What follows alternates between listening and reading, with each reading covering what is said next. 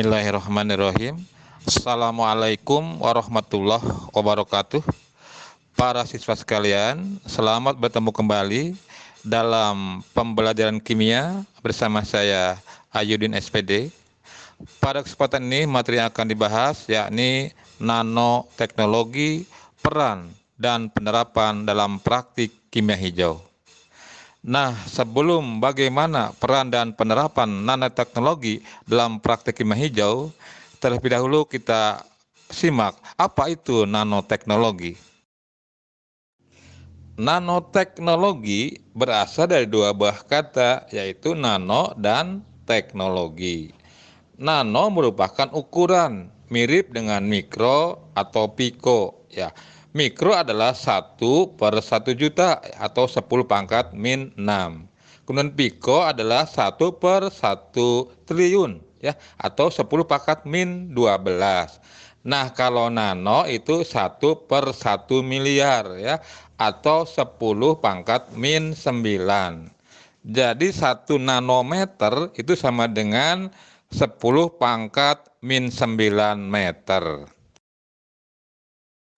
Sedangkan teknologi adalah penerapan pengetahuan untuk mencapai tujuan praktis. Jadi, nanoteknologi dapat didefinisikan, ya, ilmu dan teknologi yang mempelajari manipulasi dan penggunaan material pada skala nanometer, yaitu 1 sampai 100 nanometer. Nanoteknologi adalah suatu teknologi yang diperoleh dengan memanfaatkan sifat-sifat suatu materia yang berukuran nanometer atau nanomateria. Dari ukuran nanomateria itu akan muncul sifat-sifat baru yang kemudian dimanfaatkan untuk berbagai keperluan teknologi. Baik para siswa sekalian, sekarang apa ya contoh nanomaterial dan bagaimana penerapannya dalam nanoteknologi? Nah, contoh satu misalnya ini nanosilver, ya, silver atau perak, lambangnya Ag. Nah, perak itu biasanya digunakan untuk perhiasan, ya, atau untuk uang koin. Nah, ini adalah gambar, ya, foto atau silver pada ukuran nano. Ini ukurannya 50 nanometer. Ya, ini dipoto dengan menggunakan mikroskop elektron. Silver dalam ukuran nano memiliki sifat antimikroba, ya, virus dan bakteri. Nah, tadi disebutkan bahwa kalau materia dalam ukuran nano itu akan muncul sifat baru. Nah, untuk silver atau perak itu sifat barunya yaitu antimikroba. Nah, sehingga ini oleh nanoteknologi dimanfaatkan sebagai antimikroba pada sabun, ya, baik sabun cuci, sabun mandi ataupun sabun tangan. Kemudian pada kecantikan, kemudian pada perban dan lain-lain, ya, peralatan atau bahan yang memerlukan bebas dari mikroba. Kemudian para siswa sekalian, contoh kedua, ya, dari nanomaterial dan penerapannya, yaitu karbon nanotube atau CNT, ya. Karbon nanotube itu adalah karbon berbentuk tabung berukuran nano. Nah, sehari-hari kalau berukuran biasa, karbon itu bisa berbentuk arang, ya, tentunya tidak keras dan rapuh, ya. Nah, ini adalah gambar nanotube, ya, karbon nanotube, ya. Ini dipoto dengan menggunakan mikroskop elektron. Nah, ternyata karbon nanotube ini, ya, memiliki berbagai sifat karakteristik, ya, seperti elastisitas tinggi, konduktivitas termal tinggi, kepadatan rendah, dan secara kimia lebih lembab, ya, dan lain-lain. Sehingga dalam nanoteknologi, ya, CNT ini digunakan dalam penyimpanan energi, pemodelan perangkat, suku cadang otomotif, peralatan olahraga, elektronik, lapisan tipis, dan lain-lain. Ini contoh gambar, ya, sepeda olahraga dan raket. Ini sepeda rangkanya adalah full karbon. Ini beratnya kurang dari 2 kilogram dan ini tentunya ringan dan kuat. Kemudian contoh ketiga ya, nanomateria dan penerapannya ya. Kita lihat dulu ini gambar apa ini? Ya, pasti kena ya, lebih-lebih yang putih dan hampir semua ini menggunakannya kalau yang putih dan mungkin yang putra beberapa orang juga menggunakannya. Ini adalah contoh dari sun cream atau sunblock. Ada juga yang nyebut ini ada tabir surya. Nah, untuk apa kalau kita menggunakan ini? Ya, fungsi sun cream adalah pada wajah ya untuk melindungi dari sinar matahari dan membantu mempertahankan kelembaban alami kulit. Nah, para siswa sekalian, material nano yang ada dalam sunscreen itu adalah titanium oksida atau TiO2 ya dan seng oksida atau ZnO ya dalam ukuran nano. Nah, gambar di atas adalah nano titanium oksida. Kemudian gambar yang bawah adalah nano seng oksid. Ini dipoto dengan menggunakan mikroskop elektron. Nah, ternyata titanium oksida atau TiO2 ini ya berfungsi untuk melindungi kulit ya dari paparan sinar matahari ya, baik UVA maupun UVB. Kemudian ZnO berfungsi ya mengurangi bakteri pada kulit, kemudian menurunkan produksi minyak berlebih dan juga memperkecil pori-pori kulit ya. Contoh keempat ya, ini adalah perhatikan gambar adalah gambar t-shirt. Ini ada t-shirt hydrophobic technology. Ya, t-shirt ini anti noda ya. Jadi kalau kena noda nggak perlu dicuci ya, cukup disiram aja, langsung nodanya akan hilang. Jadi ini cocok ya untuk Anda yang ya malas nyuci barangkali. T-shirt hydrophobic technology ini menggunakan bahan aktif nanosilika atau silika berukuran nano. Ini fotonya pada ukuran kurang dari 100 nanometer. Nah, nanosilika ini memiliki sifat yaitu mencegah noda. Jadi pakaian ya bisa mencegah noda. Nah, di kemudian hari dengan perkembangan nanoteknologi itu bukanlah tidak mungkin akan ditambah lagi kegunaannya ya. Misalnya ya bisa melindungi dari sinar matahari ya dengan titanium oksida atau bisa anti mikroba ya dengan menambahkan ya nano ZnO dan lain sebagainya.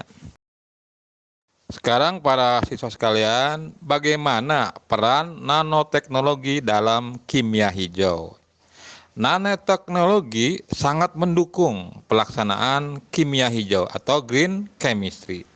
Berkat nanoteknologi, 12 prinsip kimia hijau lebih mudah diterapkan dalam proses industri. Nah, para siswa sekalian, masih ingatkah 12 prinsip kimia hijau?